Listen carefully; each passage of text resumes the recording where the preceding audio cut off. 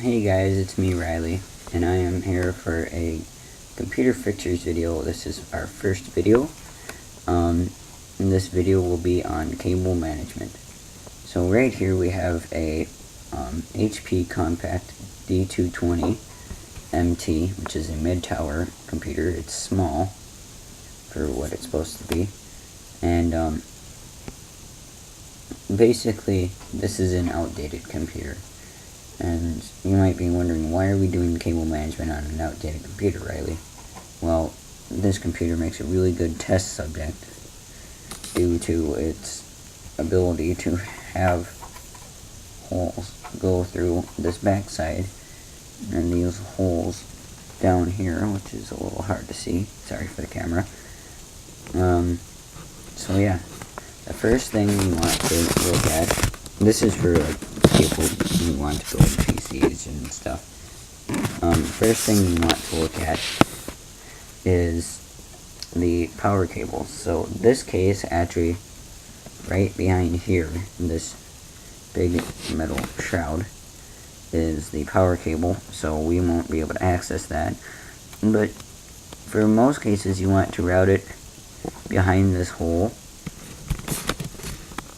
behind that white hole with the light shining through it.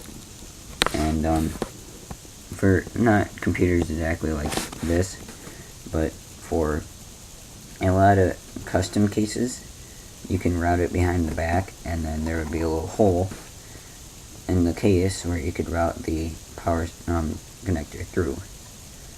Alright, so let's talk about HD audio and USB cables. Well, this is for the front, not the back. The back is built into the board. So the first one is the USB cables.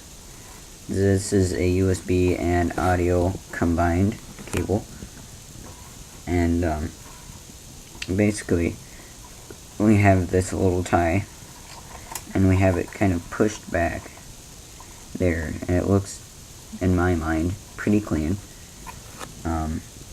Again, sorry for the camera, but it looks pretty clean in my mind, so we don't have to worry about that. If your case has a built-in speaker, try and route it behind the board. I couldn't completely route it behind the board.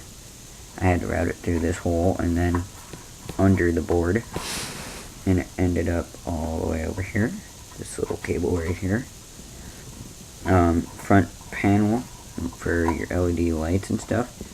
A lot of cases will have separate little dongles, but in this case we have one big brick, so you need to find out where that lines up. If you have the little dongles, consult your manual, or they might have it printed on the board where they go, and once you figure that out, you should be good to go. In this PC's case, we have a IDE cable, and these are for older computers. These are outdated. If you have a computer from like 2004-ish and below, like older than 2004, then you will most likely have IDE cables. In our case, we had a hole at the bottom of this metal shroud, so we were able to plug it into the hard drive.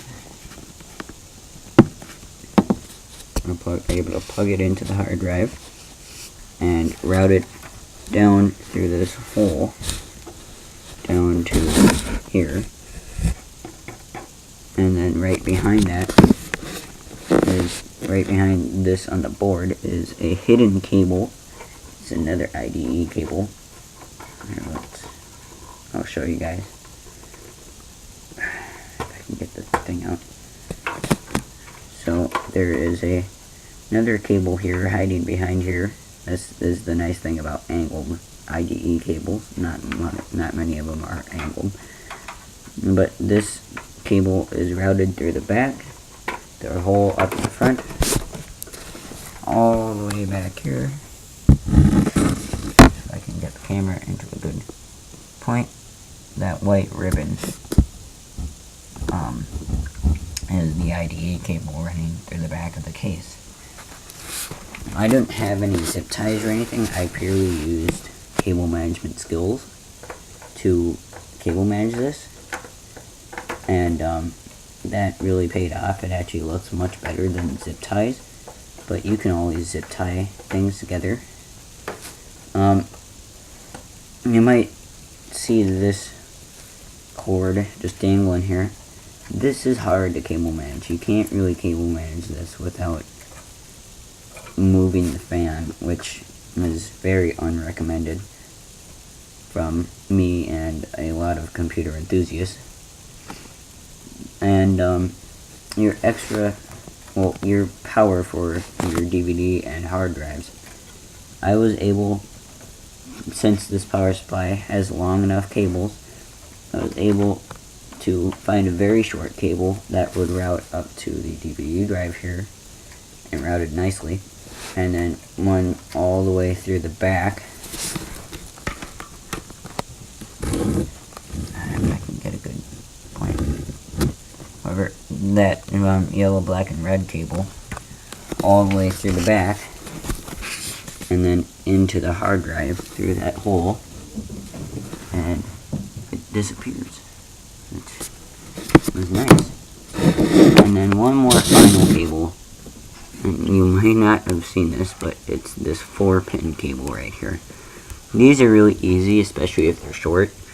What I did was route it right beside the CPU heatsink, and since it was short enough, I was able to just barely reach it in there, and it looks very clean. If you guys liked today's video, like, comment, and subscribe. If you guys didn't like this video, then tell me why. And this next coming video will be troubleshooting this PC, because it does have a problem. Yeah, thanks. Goodbye.